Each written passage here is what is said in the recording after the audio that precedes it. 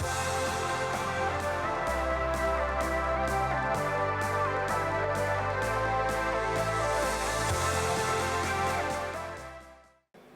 over to you, Alessio. Thank you. Doing your job for once. Thanks for being here, and apologies for the late change of program on the fly. Delighted to be here for this conversational sessions with three longtime friends of world athletics, and running. Dawna, Tom, and Wayne, waiting for other people to start. The topic today is deliberately very generic, very wide. We titled it, What It Means to Be Runners Today, because we want to hear from the people who do this on a daily basis, what it means to be runners in their geographies, with their size of events, and in the type of organization that they have. We have three very different profiles here. Dawna is the head of an organization that groups the six of the biggest races in the world. Tom has the biggest charity worldwide that deals with the promotion of running, and arguably is the largest organizer of running events worldwide. Wayne is the race director of one of the biggest races in the Asia Pacific, and also director of an upcoming World Athletics Championships. So a range of perspective there. Dawna, let's start with you. What are runners today in your country? What are you seeing today?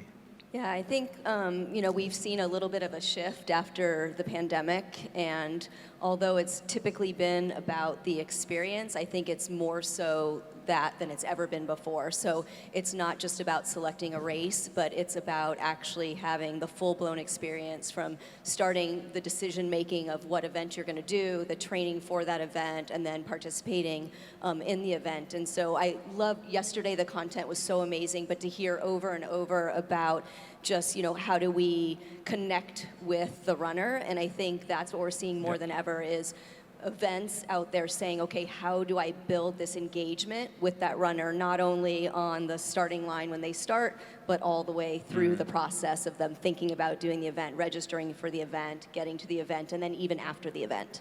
So you no longer engage with them only on race day, but you try to create touch points year-round, not just for marketing purposes, not just to sell more bibs, but also to nurture a community. What are you seeing in Down Under, Wayne?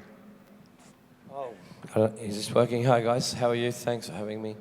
We're experiencing Down Under, so that we can be more natural. Yeah. Is a great comeback and resurgence in marathon participation and event participation. And I'll give you a few data points to demonstrate that.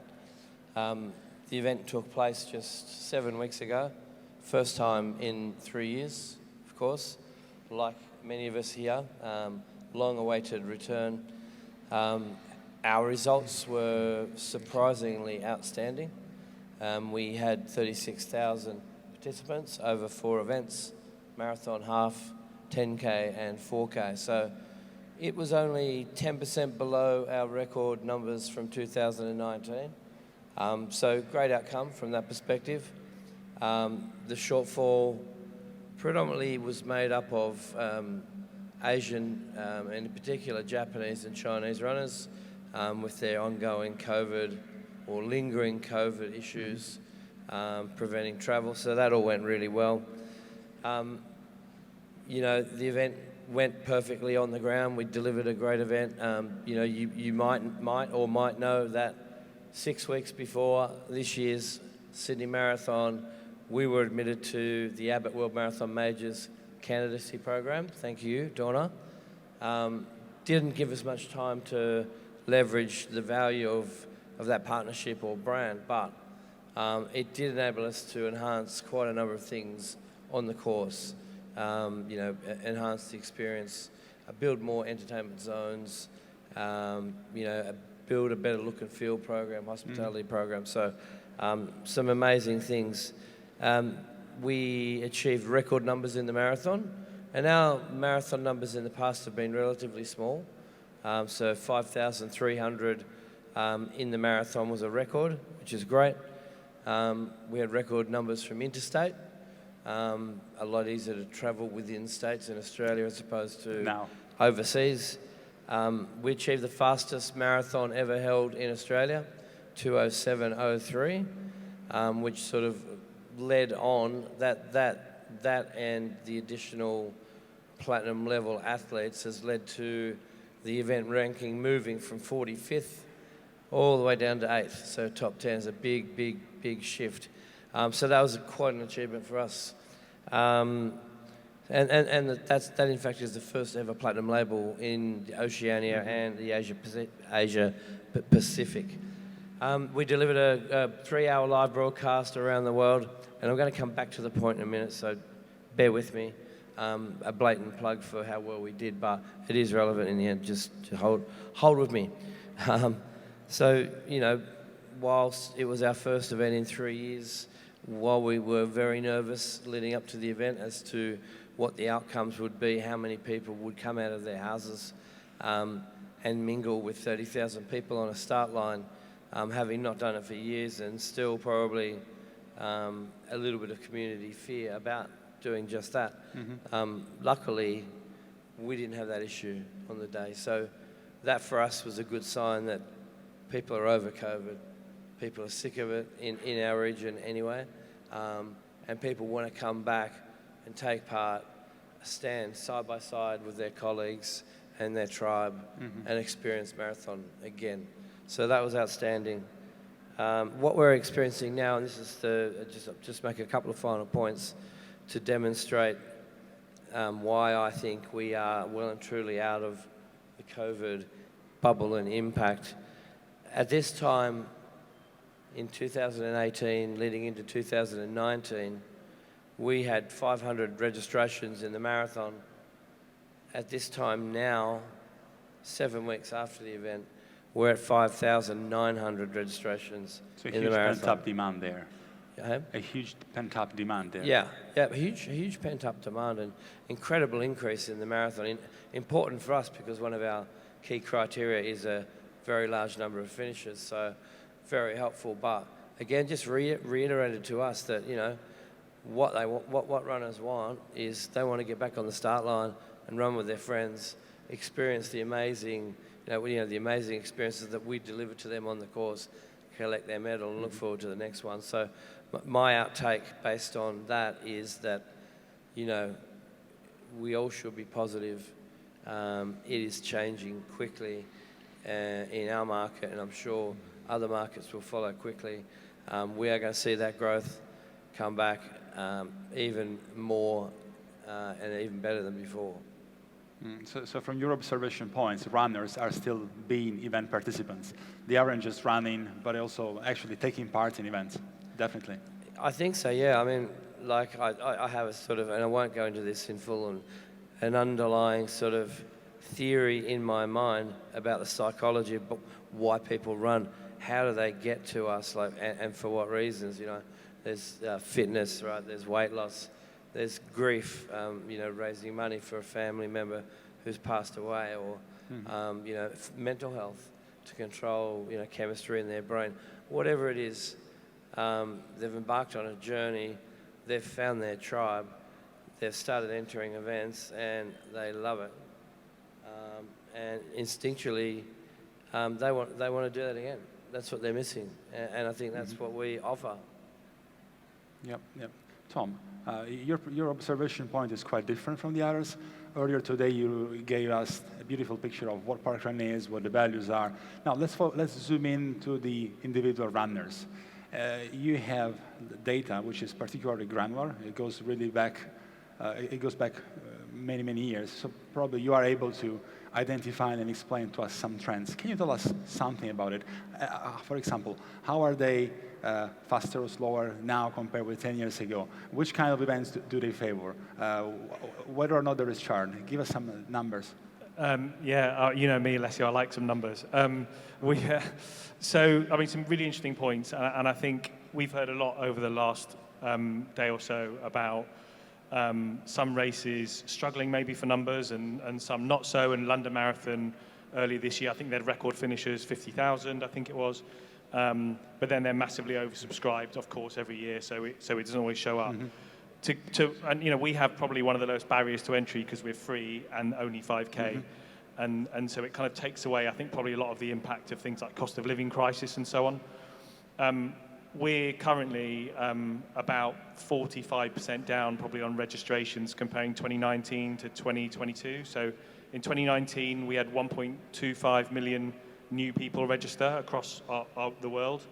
And this year we've had 700,000. So we're about just over 500,000 people less registered with Parkrun in this year compared to 2019, even though we've actually delivered more events this year. So our event platform is actually, our event footprint is bigger.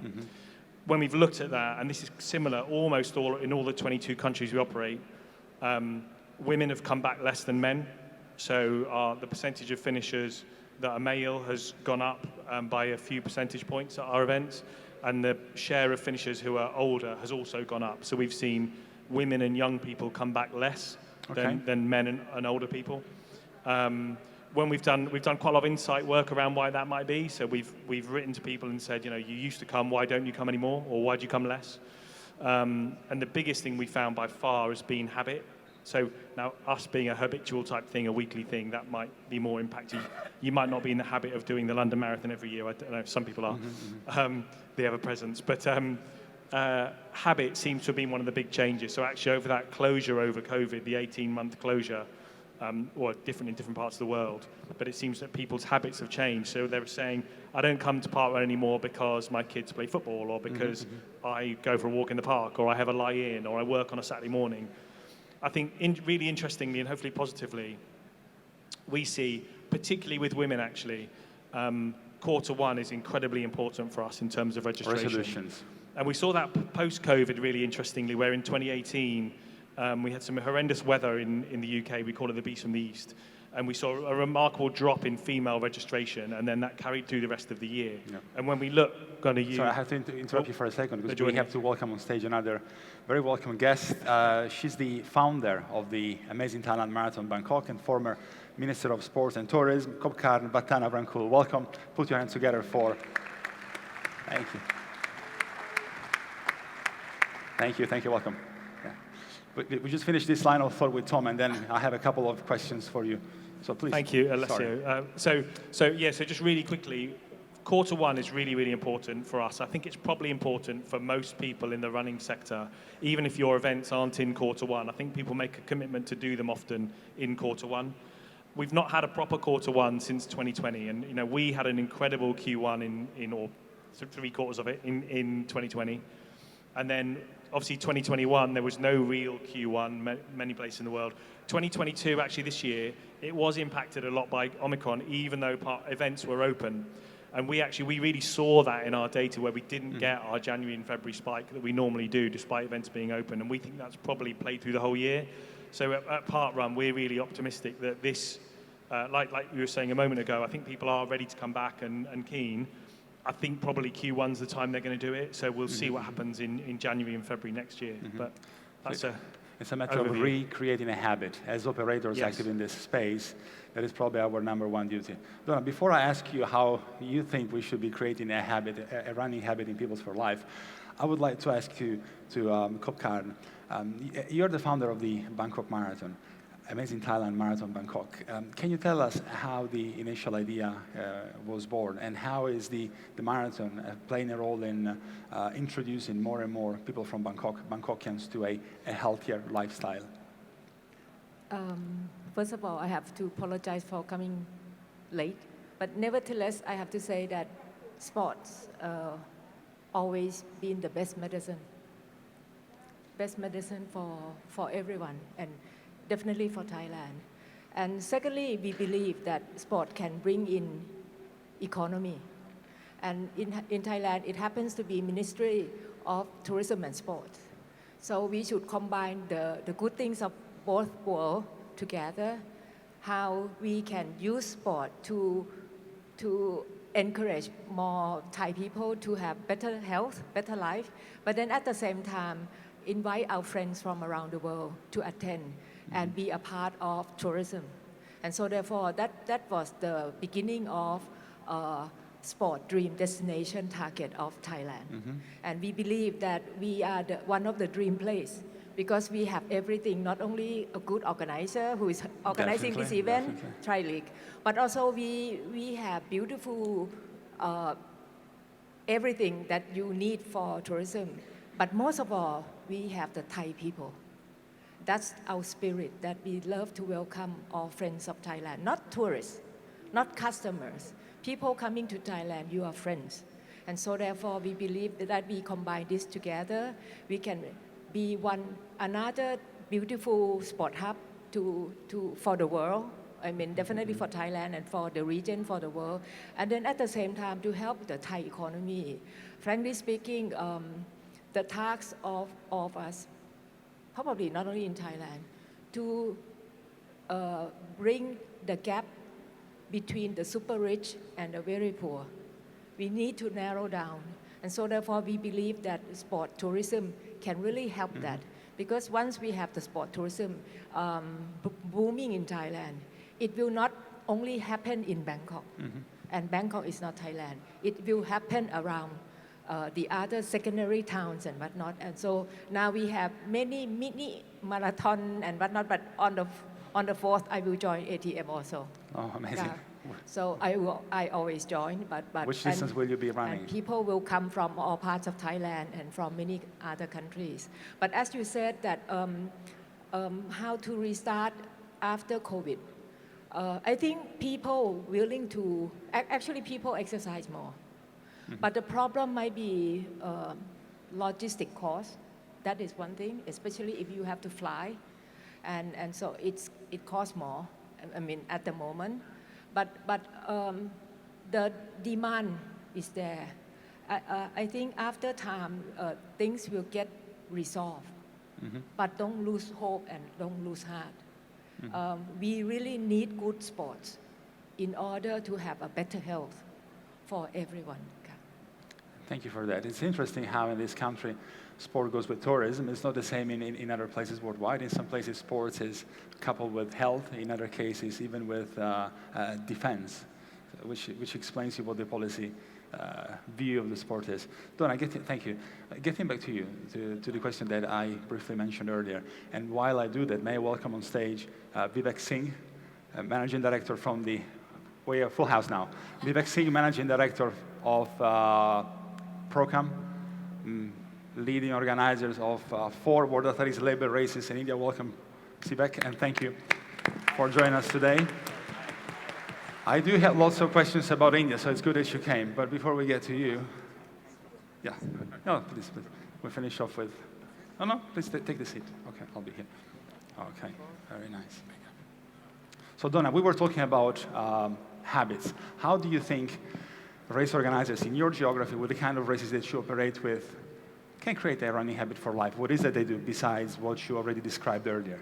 Yeah, I think we're a little unique, and so that question may be a little bit easier for me to answer than most, in that, you know, we have 6 events in our series, and so it's not about just doing the Boston or the New York or the Chicago Marathon or London or Berlin or Tokyo, which are 6 events, but we are able to kind of bring a story around those 6 events, and you know, and the individuals that are running them then achieve all 6. And so the habit kind of happens in that way when somebody strives. They've done 1, and we communicate with them, and then they've done 2, and then we are sharing with them that they're on the journey, so continue with us. And so I think it's a little easier for us in that respect to do it.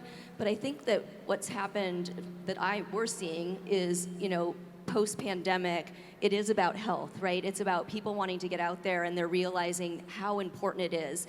And so I think if we can tell the story, it's up to us to tell the story of why our events is one way to do that, right? To be healthier and also to do it with others. Because I think that's the thing. I can go out and, I don't know, do my own thing or go to the gym, or, you know, now that the gyms are back open, but there's not that connection there like we can bring to our runners, that connection. So I think it's really about storytelling also, and I am a content person, so sometimes I say that, but I think the storytelling is so important, and it can drive people together, it can help motivate people. That engagement that you get then continues, they continue on that path, and they build the habit that way. Okay, I will later ask you, to all of you, to think of a couple of words to describe the values of runners in your place. What are the 2 key values that you would say on average runners have in your geographies? Vivek, for you instead, I have a very precise question. You've been doing events in India for a while now. You were the founding father of Indian distance running, as we've seen this morning for those lucky enough to wear here. Think of your average customer 10 years ago and your average customer today. Can you tell us how they've changed, if they have changed? Thank you, Alessio, and my apologies for joining this panel a little late. I think it's an excellent question. It has changed dramatically. So initially, it was all about turning up, and there was issues about, being your health, your fitness, and charity were the main issues driving runner participation in India. Today, we are seeing the breaking of social barriers. We are seeing empowerment of women, empowerment of people who are more disadvantaged in society than others. We're seeing our platform of distance running in India being used by marginalized sections of society to kind of show themselves out there and say, we belong as much as you do, okay? We may have been less gifted in this particular lifetime, but we belong as much, we have as many rights as you do. And our platforms of distance running, which are the 4 major cities of Delhi, Mumbai, Bangalore, and Calcutta, are becoming showcases for these marginalized sections to come out there, have their place in the sun, get their message across, because they know the city leaders are out there at the flag-off stand. They know there's television, there's print, radio, all around these events. So yes, along with those who are health, fitness, charity conscious, we have this participation, and our challenge is how do we address these people more? How do we make them feel more comfortable? How does the narrative of the event accommodate their aspirations? Fascinating, no? What you have achieved in such a relatively short time in India. Getting back to the values conversation, and I will kick it off by saying what are, to me, a couple of values that keep me in the sport. So as a runner, as a very bad runner, I do it for health, and I do it to be myself. So to measure myself, my parameters, and see how I've improved, or maybe at this stage, not more improved over time. Dawna, in the US, what are, on average, the values of runners today? I mean, again, I think it's a very personalized thing. What it is for you might not be for someone else. I'm not sure if I can say in the US, here it is. I know that there are things that in terms of health, I would say, of course, number one, typically when we talk to people, it's about health, it's about getting out there. I think a lot of times if you stick to it, it ends up being about setting a goal for something beyond yourself, right? Doing something, whether it's for charity, it's just for yourself, or you're doing it with a group of people and it's that camaraderie, but there's something beyond what is happening in your everyday, your family, your job. There's something out there that you're grasping for, and I think that's something that I hear over and over when we talk to runners, that, they don't want to stop because it's part of their lifestyle now. Whether they're doing it with a club or a group of friends or their family, but it's a part of their lifestyle, and it has become a habit. So achievement, health improvement, and lifestyle, to sum up. Tom, what do you see? It's a really good question, and I agree with Dawna completely. Like it's different for everybody, I think, in many ways. Yeah. I think at the same time, like I got into running, first of all, through a World Marathon Major, through London Marathon in the late 90s. And for me, it was about I was a fairly unfit 20-something-year-old, aging myself a little bit. And for me, I got in for those kind of things, and it wasn't really about necessarily, community or whatever. I think we see a lot of different reasons for people getting into running. In a part, I can only really speak for a parkrun context. I do think we see some commonality of values and reasons why they stay there. And I think often, I said in my presentation earlier, have I really got time for a weekly Saturday morning commitment in my busy life?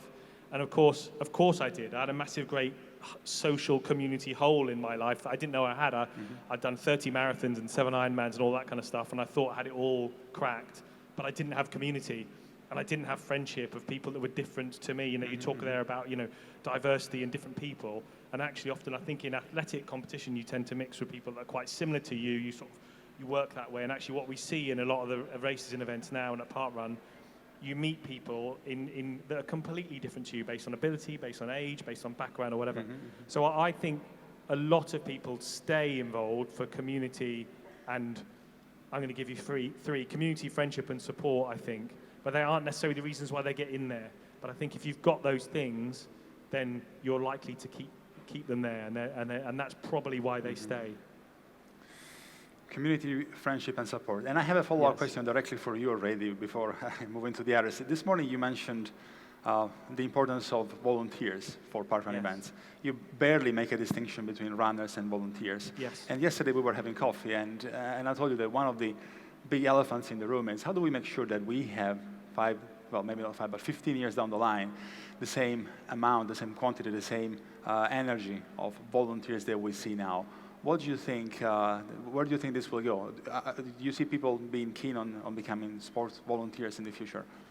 Yeah, look, I think really importantly, and Carol answered some of those questions, I think, yesterday. And I think there was a question yesterday, was it around volunteers typically being older, and how do we get younger people into sport? And I mentioned a moment ago that we've seen younger people come back less to our events. At the same time, I also mentioned earlier, I think we've had 85 million instances of participation at Parkrun since we started Walk, Run, Volunteer. 13.1 million of them have been by children, of which those 13.1 million, 6.9 million were by children aged 4 to 10. Now, when we started Parkrun, probably for the first 10 years, the running establishment, let's call them, tried to stop us allowing children to take part. So we had an incredible amount of challenge from the running establishment that children shouldn't be taking part. They're too young. They shouldn't be running, in our case, 5K. Now, we didn't agree with them, and we ignored them, and we allowed children to take part. The same with volunteering. Children, they'll get it wrong. They'll mess it up. They're not responsible enough. And we let children. My daughter's been volunteering since she was 2 with us. And, there's things everybody can do. So I think empowering the youngest in society. So we reluctantly have a lower age limit of 4 for walking and running, and a no real lower age limit for volunteering. Personally, I'd probably have no limit at all on the lower age. We need to empower the youngest people in society to get involved in all aspects of the things we do, all aspects. And so then actually it becomes, in 10, 15 years' time, it's just what they do. Like some kids now go to this mall every Saturday or whenever it is. In 10 or 15 years' time, we want them to be, I go running to Parkrun or to the marathons or whatever it is. And I think normalizing it. But that will take time, because you've got to have an entire childhood of doing that for it to be normal when you're an adult. Again, I hear a lot this key of creating a habit for sport, a habit for volunteering. Wayne, values in Australia? Or at least in your race? I'd probably wrap up most of what Dawna said and call it achievement. Then the next thing for me would be community. And then the last one being experience. So they're the 3 I think are most important. Thank you. Kobkarn, as a former Minister of Sport and Tourism, you will certainly know better than probably anyone else in this room that creating a marathon is a powerful tool of promotion of health. Besides this, in which other way is Thailand now, or even when you were a minister, encouraging the practice of running besides creating events? For instance, is there a vibrant club scene in Thailand? Very vibrant. I have to say that I'm also on the Chamber of Commerce of Thailand, and we just have the Epic CEO Summit about maybe 2-3 weeks ago. We talk about fit well, live well, and at the same time, I can reassure to you that after COVID, we see more and more people start to run, start to exercise, especially young generation. I believe in the strength of the young generation. Nowadays, when we attend any classes, any club or short course forum or anything, almost 50% of attendance, we run. We will have city run in the morning, and then we go on to the forum afterward. So it's become part of life, and it's become quality of life. And I think after COVID, people care more about the quality of life, the quality of the mind, the quality of the spirit.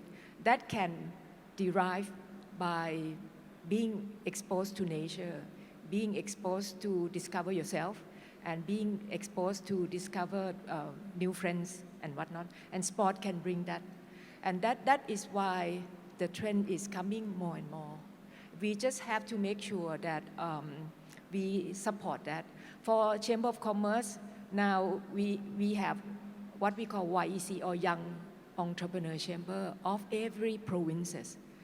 Now, even they are in various kind of business sectors, but they will organize marathon in their hometown. Now, it's something that they learn. Actually, they learn from Bangkok, and now they are very keen on developing themselves and making sure that they have good event for them to have a better health. But moreover, as I have said earlier, it's a part of sport tourism. People get to know their town more, even their own people. After they run, they just discover that, oh, my town is beautiful. I never realized that because I always get in the car and go to work. And that is, I would say, the young generation. Private sector believes in this, especially the young generation. The power of the young generation, not only to organize, but they run. I'm a very slow runner. I just compete with myself. I cannot compete with anyone, then I'll be too stressful. And we talk that, oh, there may be 2-3 groups of people who's always faster and faster and faster. I can never be that. But I still run for myself and for my friends. Very important. Vivek, thank you, Kobkarn. In the very few seconds we have left, 3 words to summarize values of runners at your race, at least. Very interestingly, discipline and empathy have been coming out. And I say, what do you mean by discipline? They say, we used to run every week. We used to register for a running event every 2-3 months. We've stopped that, and that discipline has now affected, that lack of discipline has affected my other activities. How I am at work, how am I with colleagues, how am I keeping up to my other schedules. It's so interesting that the simple act of running, practicing a certain number of kilometers a week, signing up for distance running events every 2-3 months, has kept people more productive and more on the edge. And empathy. They are more empathetic to their surroundings, to their situation. They're more positive social activism. So for me, the enlightening part was how discipline and empathy are cornerstones of our distance running journey. Empathy and discipline. Thank you, Vivek. Our time is up. I would like to thank Vivek, Kobkarn, Wayne, Tom, and Dawna for being with us today. Please stay, as we are going to receive a very important visit in a while. Thank you. Big round of applause for our panelists this morning.